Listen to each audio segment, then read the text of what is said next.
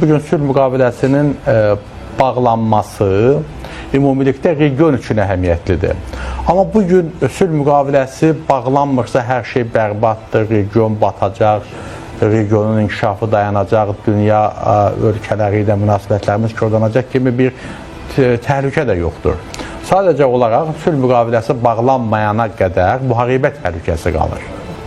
Və bu hər iki tərəfdə, həm region dövlətlərində, həm bu ölkələrə sərmayə yatırmaq istəyən təşkilatlarda müəyyən bir şübhə və narahatçılıq yaradır ki, biz orada nə edə bilərik və yaxud hansı addımlara, hansı müddətə ata bilərik. Sülh müqaviləsi 2027-2028-ci ildən öncə bağlana bilməz, əgər bağlansa. Sülh müqaviləsi hələ ki perspektivdə belə bir məsələ yoxdur. Azərbaycanın 3 əsas şərti var. 3 şərtdən biri konstitusiyanın dəyişdirilməsidir, Ermənistan konstitusiyasının dəyişdirilməsi, Minsk qrupunun ləğv olunması və eyni zamanda Avropa Birliyinin orada göndərdiyi monitoring qrupunun oradan uzaqlaşdırılmasıdır.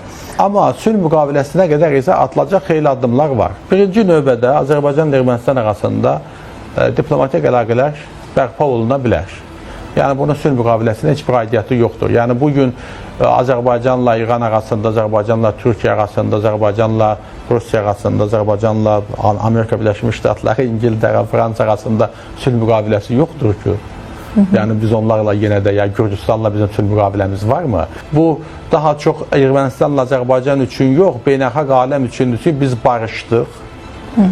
Siz də burada vasitəçilik elədiniz, sizə də sağ ollar düşür. Yəni, bu mənasız bir eyhamlara, mənasız bir müzakirələrə çevrilib. O anda lazımdır ki, bu sülh müqaviləsi doğrudan da cəmiyyətimizə, bölgəyə, beynəlxalq aləmə bir xeyir gətirmiş variantda olsun.